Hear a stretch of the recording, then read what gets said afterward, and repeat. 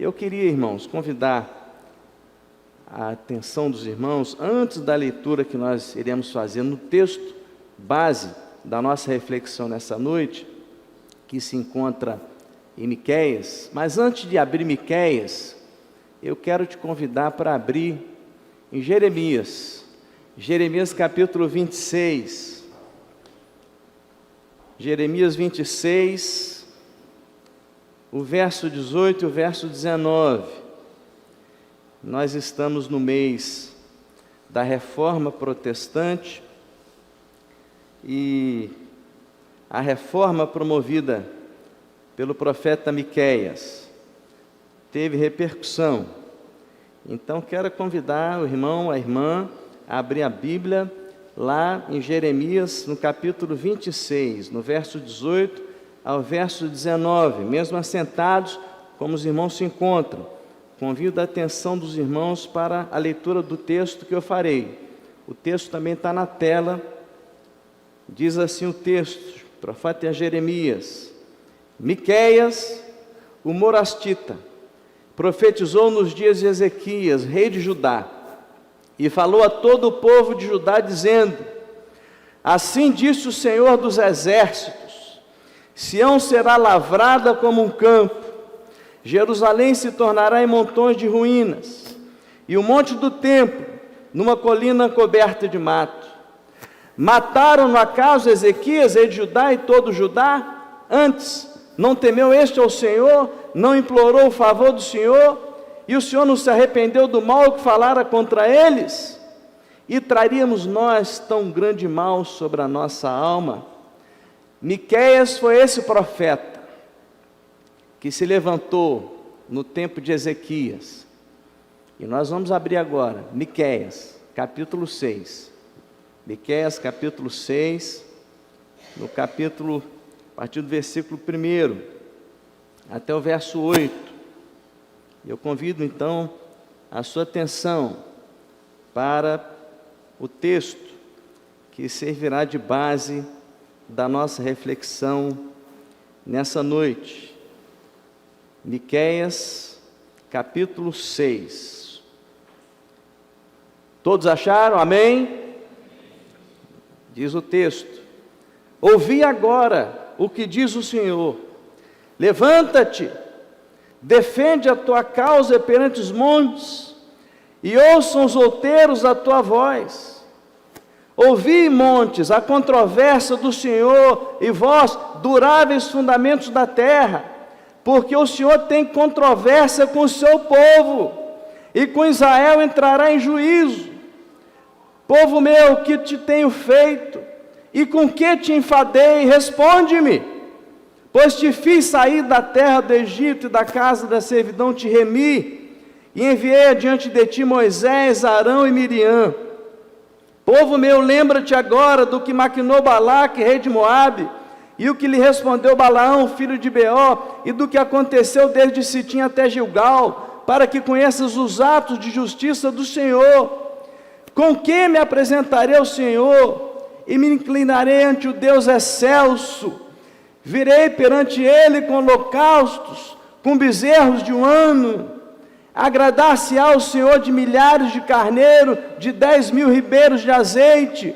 Darei o meu primogênito pela minha transgressão, o fruto do meu corpo pelo pecado da minha alma.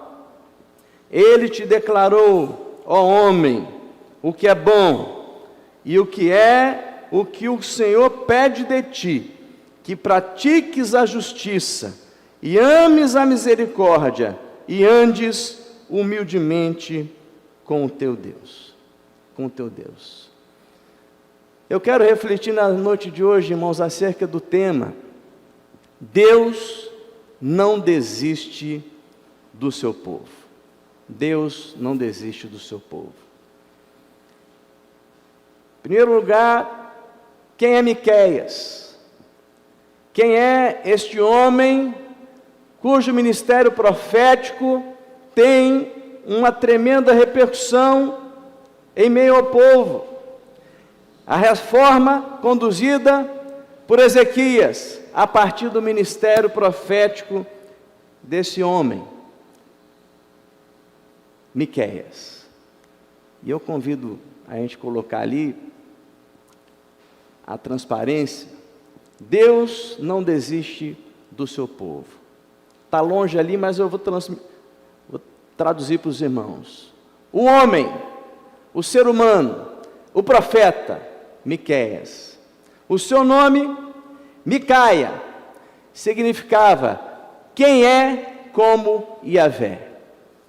O próprio nome do profeta já traz em si uma mensagem, um conteúdo daquilo que ele apresenta à sua nação. Quem é como Yahvé? O próprio nome do profeta era um constante desafio à nação que havia abandonado a sua fidelidade para com Deus. Segundo o escritor George Robinson, o nome dele, Miqueias, quem é como Yahvé, era um credo ortodoxo em tempos de apostasia. E qual é a sua procedência? Qual é a sua origem? Miqueias vai trazer a mensagem impactante para as altas cortes de Jerusalém, de Samaria, para todos os confins daquela região, mas ele era um homem do campo, um homem de uma cidade pequena. Ele era de uma cidadezinha chamada Moresete, que fica a 32 quilômetros a sudoeste de Jerusalém. Do ponto de vista geográfico hoje, para a gente se situar, Moresete ficava exatamente entre Jerusalém e a faixa de Gaza. Uma cidadezinha sem importância. Miqueias era um caboclo, era um campônio. Ele vinha de uma vila humilde. Esse homem era uma pessoa simples, uma pessoa do povo.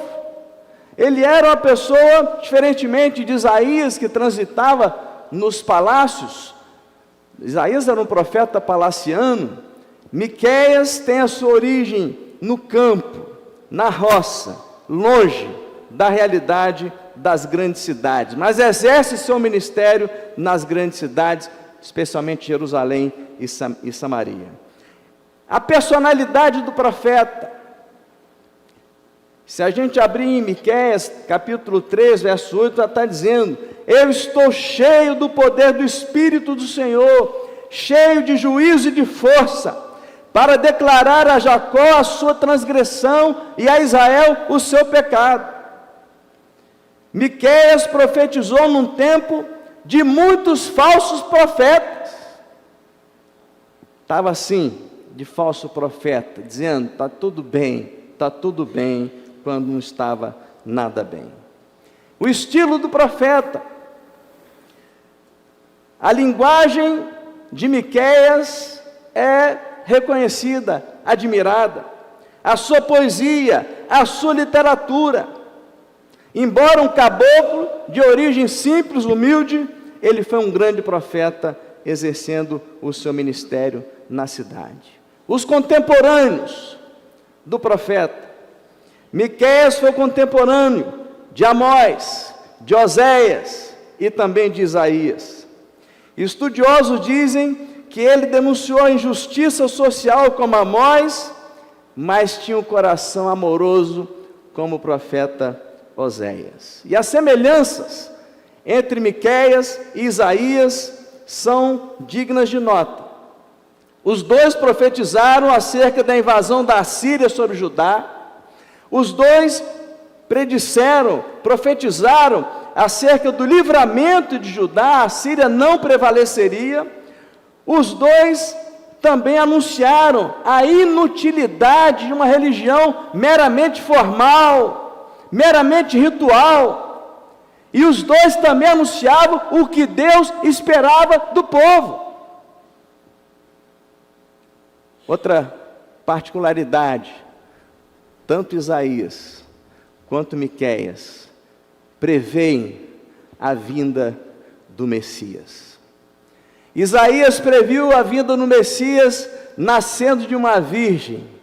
Ele diz: eis que a virgem conceberá e dará à luz um filho, e lhe porão o nome de Emanuel. Já Miqueias, se você abrir Miqueias capítulo 5, verso 2, e eu vou ler aqui para você o que ele diz lá.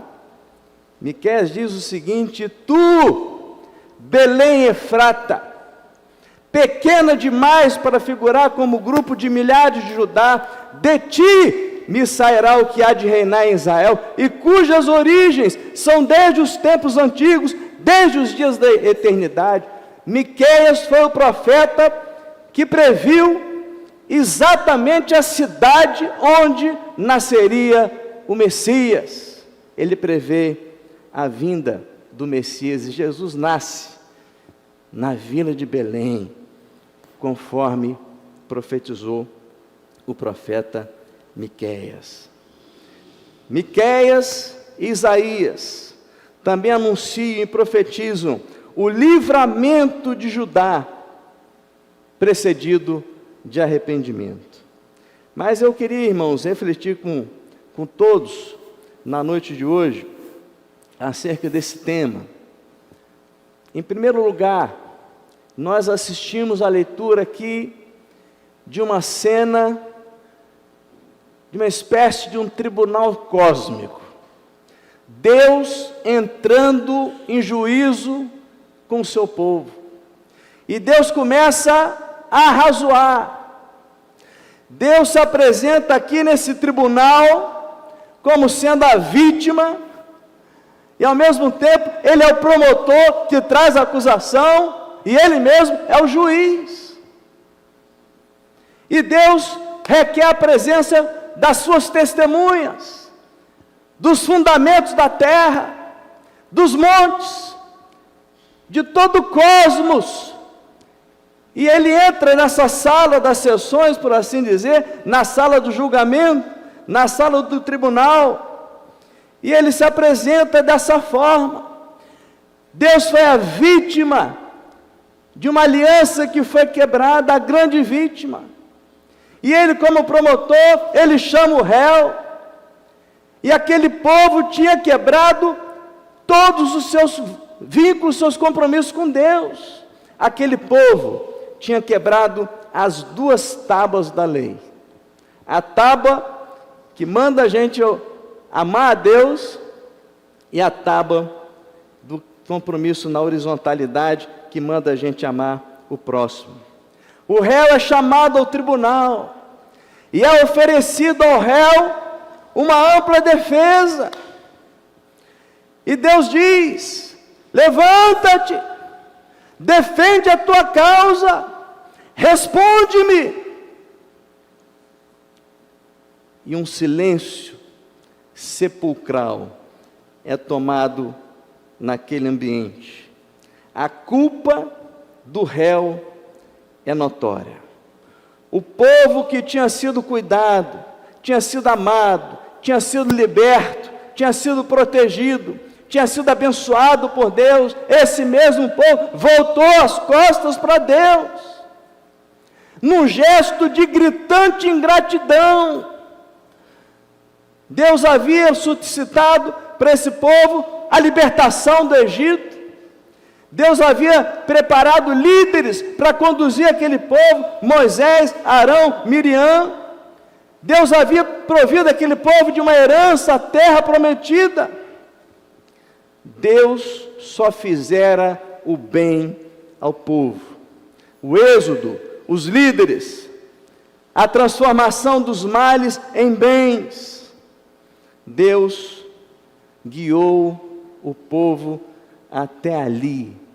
A boa mão de Deus, a mão da providência de Deus, guiou o povo até ali. E qual foi a resposta do réu? A resposta do réu foi se apresentar com ritos religiosos, sem vida. Será que apresentando carneiros, será que apresentando holocaustos, nós vamos aplacar a ira de Deus?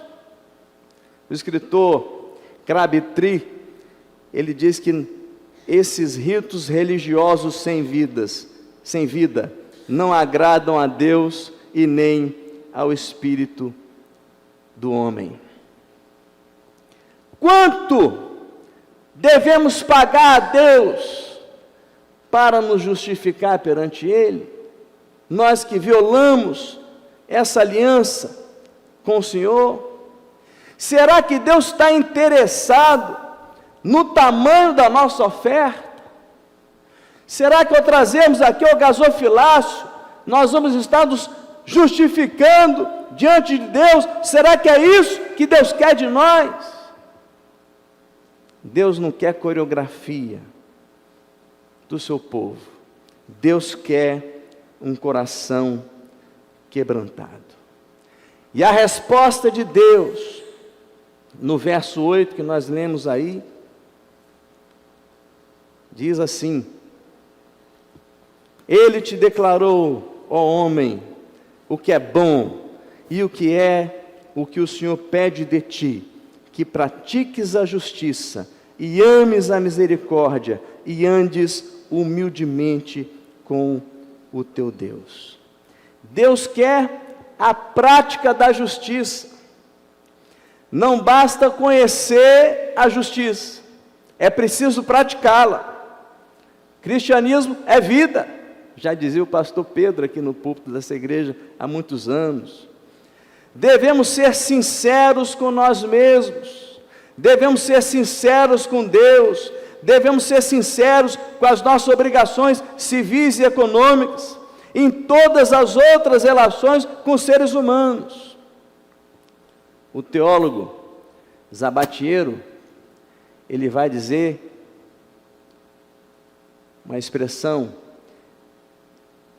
praticar a justiça no contexto de Miqueias é não acumular terras, não explorar as famílias, não distorcer a teologia, não corromper os julgamentos, não falsificar a palavra de Deus, não construir Jerusalém com o sangue do povo. A prática da justiça. Em segundo lugar, amar a misericórdia. E aqui a palavra misericórdia, meus irmãos, tem um sentido de bondade, de generosidade, de lealdade, de fidelidade. A misericórdia é um passo além da justiça. Ela dá mais do que a justiça requer. Não basta fazer o que é certo, devemos fazê-lo com a motivação certa.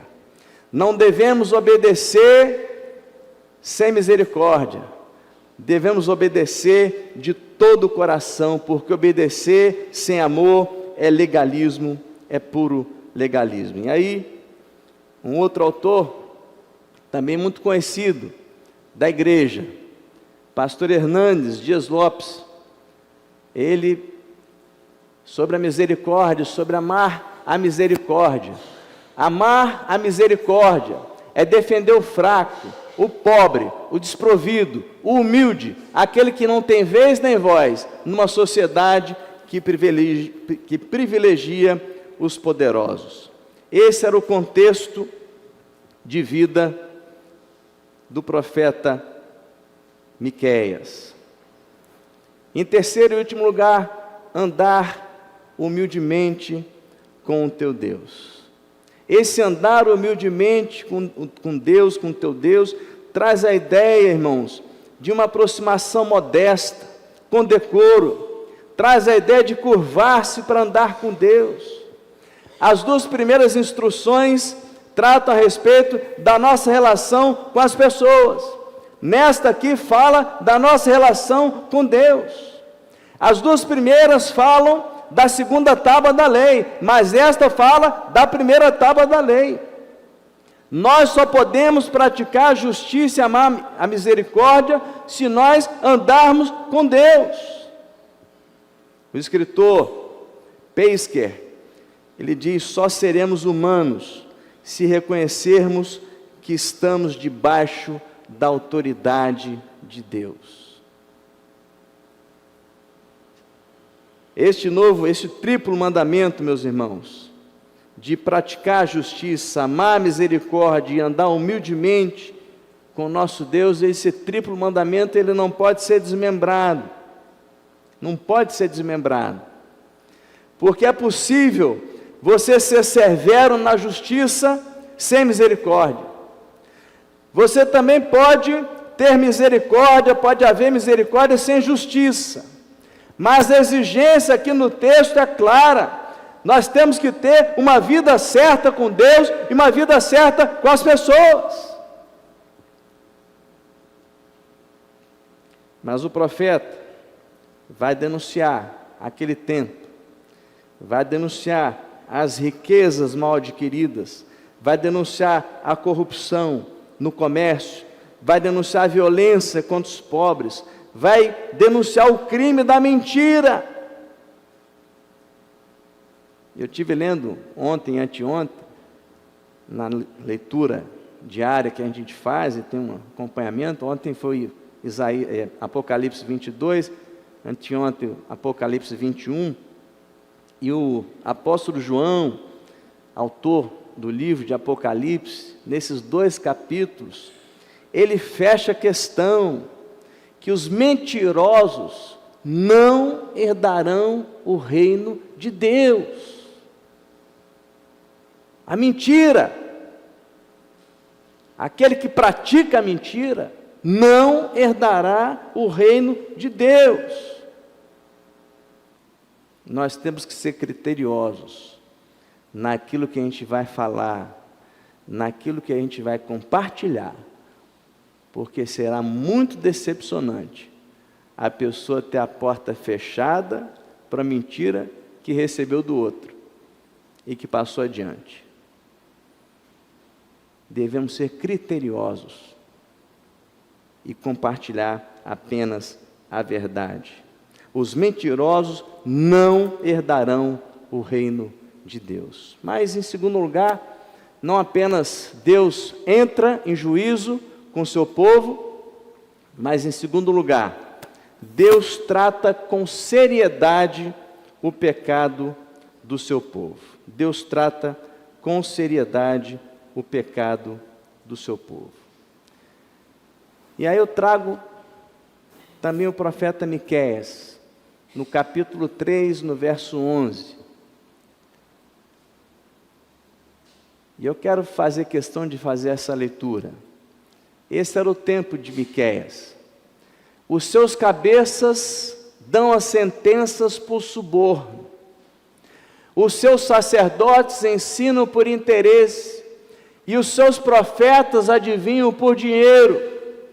E ainda se encostam ao Senhor dizendo: não está o Senhor no meio de nós, nenhum mal nos sobrevirá. Meus irmãos, apesar da nossa distância dos dias atuais para os dias do profeta Miqueias, de Miqueias até hoje, são cerca de 2.700 anos. Mas a mensagem do profeta Miqueias é uma mensagem extremamente atual.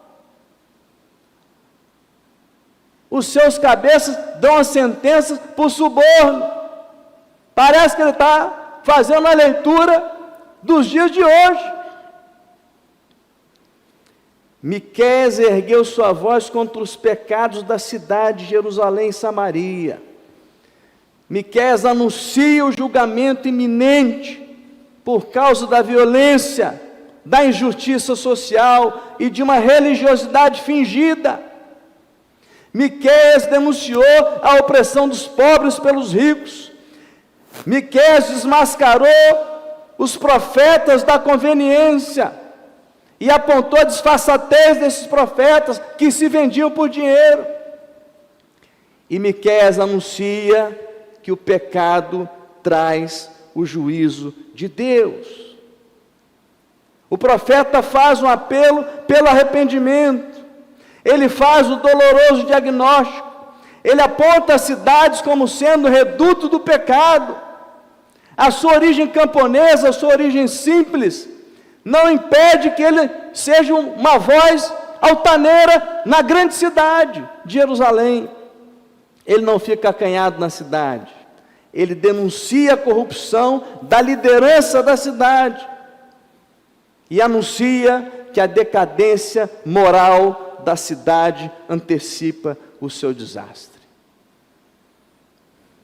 Também ali, Miqueias 2, verso 1: ai daqueles que no seu leito imaginam a iniquidade e maquinam o mal.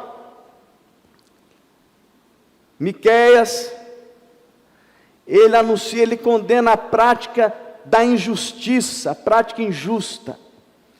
Ele condena a prática violenta, a prática desumana, a prática amaldiçoada.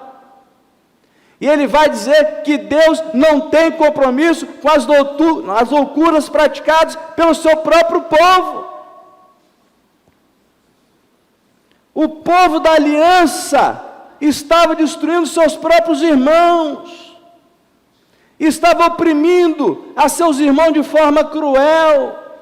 Os ricos roubavam os camponeses pacíficos, os ricos abusavam de mulheres indefesas, os ricos maltratavam crianças inocentes. E ele anuncia que o juízo de Deus virá como uma ação inevitável, inescapável. Os que praticam o pecado seriam tratados como inimigos. Os que despojaram os outros seriam despojados. Os que escravizaram os outros seriam também destruídos. Os que deram crédito aos falsos profetas foram por eles mesmos enganados. Mas em terceiro e último lugar, Deus entra em juízo com o seu povo. Deus trata com seriedade o pecado do seu povo, mas Deus restaura ao final completamente o seu povo. Nos 3 primeiros capítulos do livro do profeta Miqueias, ele tratou das mazelas do povo da aliança e o julgamento do Senhor sobre Israel e Judá. Nos capítulos 4, no capítulo 5, ele fala da glória futura. Mesmo num tempo de guerra, ele profetiza a paz no futuro.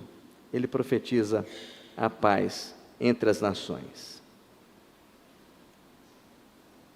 Nós estamos agora vivendo o contexto de mais uma guerra onde Israel está envolvido.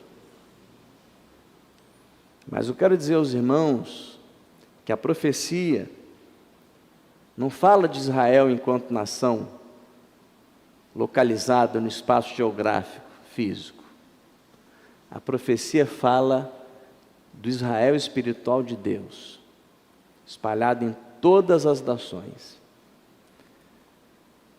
Mas o profeta está vivendo em meio a esse tempo. O reino do norte já havia sido tomado pela Síria. Agora ele está anunciando que vai acontecer o mesmo com Judá. Apesar de Jerusalém ter resistido a investidas de forma espetacular e milagrosa, com a mão poderosa de Deus, agora ele está denunciando que os pecados de dentro da cidade irão entregar essa cidade na mão do inimigo. E nós estamos atravessando nesse tempo também um tempo de sofrimento. Eu trouxe também um texto que eu gostei desse teólogo. Eu vou ler, está longe, a letrinha está pequena, mas sobre a dor e o sofrimento, quando se atravessa, muitas pessoas tendem até a negativa de Deus diante do mal, né? Dizendo, se Deus fosse bom, não deixaria o mal acontecer, não deixaria o mal, se Deus existisse, não permitiria o mal. E eu achei interessante esse pensamento desse teólogo, David Bentley Hart. Ele diz uma criança morrendo lenta e dolorosamente de difteria, uma jovem mãe consumida pelo câncer, dezenas de milhares de asiáticos engolidos num segundo pelo mar no tsunami, milhões de pessoas assassinadas em campos de concentração nazistas e russos, e as que morreram de inanição. Temos fé num Deus que veio resgatar sua criação do absurdo do pecado e do vazio da morte. E assim temos licença para odiar essas coisas com ódio absoluto. Quando buscamos consolo, não imagino felicidade maior do que saber que quando testemunho a morte de uma criança, não vejo a face de Deus, mas a de seu inimigo. Essa fé nos libertou do otimismo e em seu lugar nos ensinou a esperança. Nós não somos otimistas com a humanidade. Pelo contrário, nós temos esperança de que Deus virá colocar as coisas no seu devido lugar.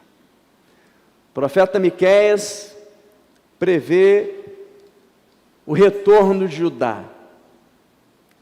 O profeta prevê o retorno de Judá, mas isso antecipando a reunião maior de todo o povo de Deus num futuro mais distante. Num futuro mais distante. E o profeta, ele vai pontuar que o mesmo Deus que entregara o seu povo nas mãos dos caldeus, é o mesmo Deus que agora restaura o seu povo do cativeiro. Deus faz a ferida e Ele mesmo a cura. Deus disciplina, mas é Deus que restaura. Deus é o agente da história, é o agente da restauração do povo, do seu povo. E Ele vai olhar também para os objetos da restauração. Aquele povo estava moralmente fraco, irremediavelmente desterrado, gravemente ferido. Aqueles restaurados serão exaltados completamente. De párias na sociedade, seriam transformados numa poderosa nação. Os restaurados serão protegidos perpetuamente. Ninguém poderá arrancá-los das mãos do seu Senhor. Interessante, irmãos, que o novo Messias, ele está exaltado na Nova Jerusalém. O profeta Miqueias ensina que o sofrimento do povo de Deus é um prelúdio de suas grandes alegrias. E ele prevê que é como a mulher que está para dar à luz, que tem as dores do parto, mas logo se converte em alegria. Eu caminho para o encerramento, irmãos, para a conclusão. A profecia do profeta Miqueias vai apontar para a restauração plena do povo de Deus. O mesmo Deus que fizera maravilhas no primeiro êxodo, manifesta agora novamente o seu poder a favor do seu povo.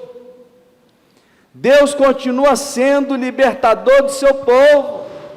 Deus continua sendo o libertador das ações de Satanás, das trevas, desse mundo tenebroso do pecado. Deus continua nos livrando de todas as tribulações. A cruz é o nosso êxodo. Nós somos livres pelo sangue de Jesus, somos restaurados para estar na presença do Senhor. E por último,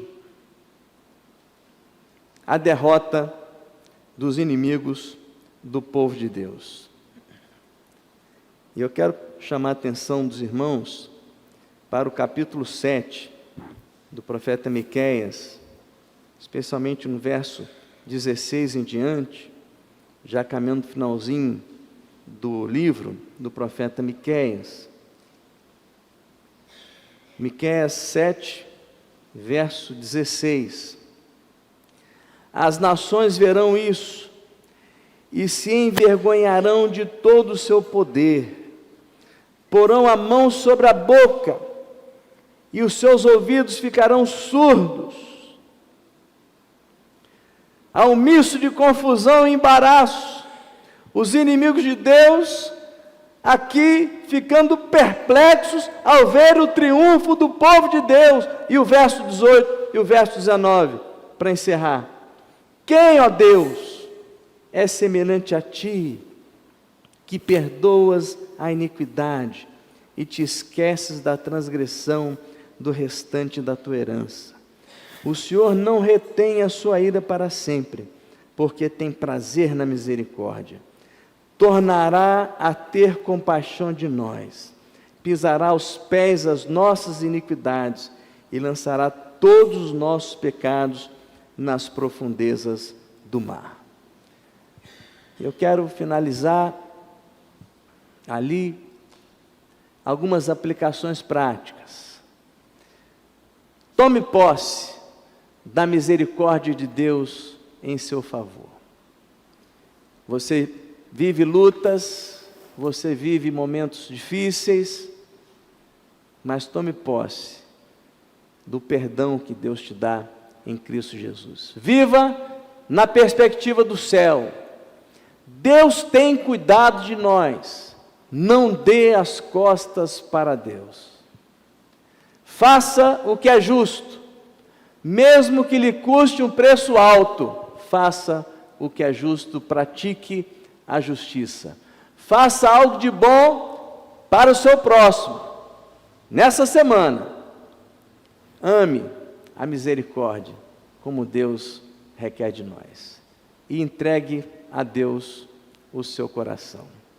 Ande humildemente com o teu Deus. Em nome de Jesus.